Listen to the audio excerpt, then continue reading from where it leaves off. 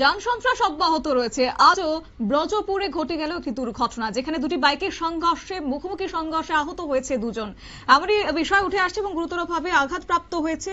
পরবর্তীতে অগ্নিনির্বাপক দপ্তরের কর্মীরা আহতদের উদ্ধার করে মহকুমা হাসপাতালে নিয়ে আসে।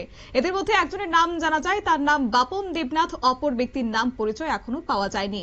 বর্তমানে মৃত্যুর সঙ্গে পাঞ্জা লড়ছে দুই ব্যক্তি। কি উঠে আসছে বিস্তারিত শুনুন। আমরা বিশালগড় ফায়ার সার্ভিসে কলাইছে যে বদর বাজারটা পার হয়ে একটা অ্যাক্সিডেন্ট হয়েছে। অলরেডি আমি গাড়ি নিয়ে গেলাম, দেখি দুইটা বাইকের সংঘর্ষ, বাইকের সংঘর্ষ। আমরা এখন দুইজন সিরিয়াস কন্ডিশন পাইছি।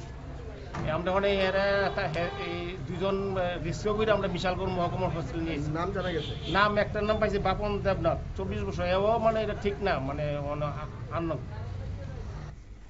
দমকল কর্মীর বক্তব্য আপনারা শুনলেন এবং আহতদের মহকুমা হাসপাতাল থেকে বর্তমানে আগরতলা হাপানিয়া হাসপাতালে রেফার করা হয়েছে। আর এই ঘটনার খবর পেয়ে মহকুমা হাসপাতালে ছুটে আসে বিশালগড় থানার পুলিশ এবং তাদের দুজনের অবস্থা আশঙ্কাজনক বলে হাসপাতাল সূত্রে খবর।